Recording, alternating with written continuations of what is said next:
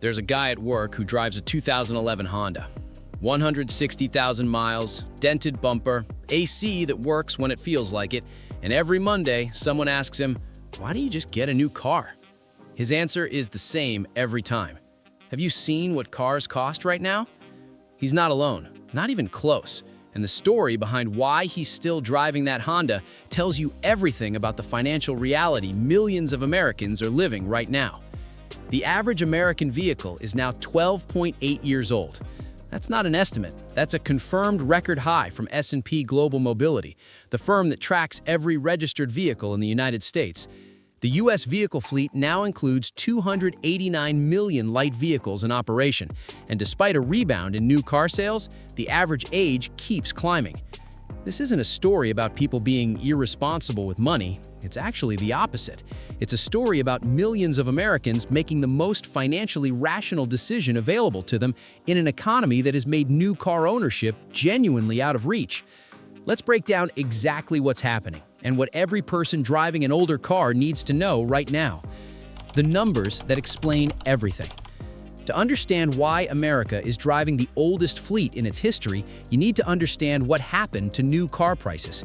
The average new vehicle transaction price hit $50,000 for the first time ever in September 2025 and has stayed near that level since.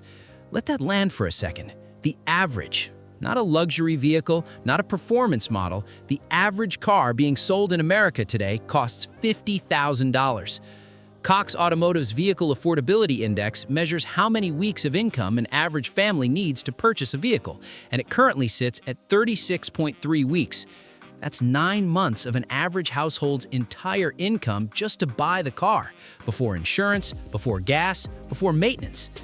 People making over $150,000 now make up more than 40% of all new car sales, compared to about 29% in 2019.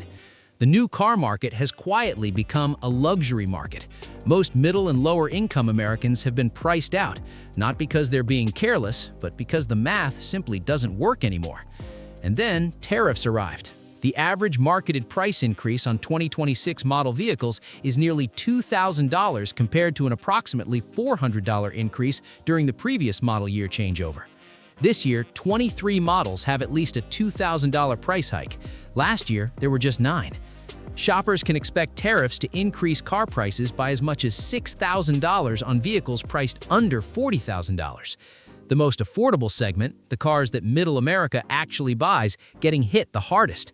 Affordable entry-level models are disappearing from lineups entirely because thin margins make them impossible to sell profitably under the current tariff structure. The result?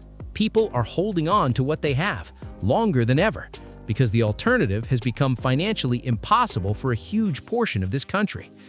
What an aging fleet actually means. Here's the part nobody talks about after they cite the 12.8-year average.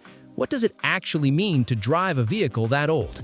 Passenger cars are aging fastest of all, now averaging 14.5 years on the road. That means tens of millions of Americans are daily driving vehicles that are approaching or past the age range where major systems begin failing. Not because of poor manufacturing, but simply because of time and accumulated wear. Original rubber components degrade, seals dry out, sensors that were cutting edge a decade ago develop faults as the electronics age. Coolant systems that have never been properly flushed start showing stress. Suspension components that have absorbed hundreds of thousands of road impacts begin to wear at the bushings and ball joints. None of this happens catastrophically overnight. It happens gradually, through small symptoms that get ignored, through minor repairs that get deferred, through "I'll deal with that next month" decisions that compound over years. Auto mechanics report regularly seeing cars with 250,000 and 300,000 miles, vehicles that would have been scrapped a decade ago now coming in for service because owners simply can't afford to replace them. The people driving these cars aren't reckless. They're doing the math every month, repair versus replace, and choosing repair because the alternative costs $50,000 they don't have. What breaks first on an aging car? If you're driving a vehicle over 10 years old, there's a sequence to how aging cars fail. Knowing that sequence is the difference between managing your car's health proactively and getting surprised by failures that cascade into each other. The cooling system shows stress first on most vehicles past the 10 mark. Coolant that's never been flushed becomes acidic and starts corroding aluminum components from the inside. Thermostat housings, water pump seals, radiator cores, all quietly degrading. The first warning sign is usually a small coolant leak or a temperature gauge that runs slightly higher than normal. Catch it at that stage and it's a manageable repair. Ignore it and you're looking at a blown head gasket, one of the most expensive repairs on any vehicle. Rubber deteriorates on a timeline. By year 10 or 12, hoses that have never been replaced are getting brittle internally even if they look acceptable externally. Serpentine belts, coolant hoses, vacuum lines. Squeeze them, check them, replace them before they fail, rather than after. A $30 hose that fails on a highway doesn't cost $30 to deal with. Suspension components wear in a way that changes so gradually most drivers adapt to it without noticing. A car that pulls slightly, that feels loose over bumps, that takes an extra foot to stop. That's not just how old cars feel. That's worn control arm bushings, degraded struts, ball joints past their service life. These aren't just comfort issues, they're safety issues. Electronic sensors accumulate faults with age.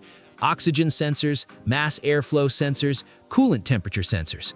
When they start reading incorrectly, the engine management system compensates in ways that reduce fuel economy, increase emissions, and over time, stress other components.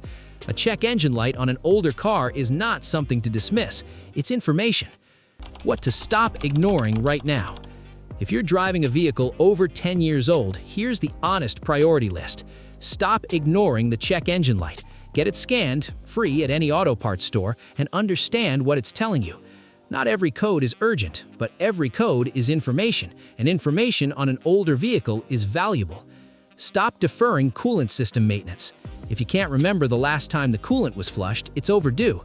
This single service item protects more expensive components than almost anything else you can do on an older vehicle. Stop assuming your brakes are fine because the pedal feels normal. On older vehicles, calipers can seize partially without creating obvious pedal feel. Have them visually inspected. What you can't feel can still damage rotors and create dangerous stopping distance increases. Stop ignoring small leaks. A slow oil leak that leaves a quarter-sized spot on your driveway is not a crisis today. It becomes a crisis when the level drops far enough between checks to cause wear. Small leaks have a habit of becoming larger leaks without warning. The actual smart move. Here's the financial reality that S&P Global analysts have confirmed directly. Even with rising repair costs, it is still typically more cost-effective to fix an older vehicle than to purchase a replacement. The repair versus replace equation has changed dramatically with new car prices where they are. A well-maintained older vehicle with 150,000 miles is not a liability. It's an asset, one that requires investment to keep performing, but costs a fraction of what a replacement would. The people who understand this are the ones who budget for maintenance proactively, address issues before they cascade, and treat their current vehicle as the valuable piece of equipment it actually is. Because right now, that car is worth more than you think.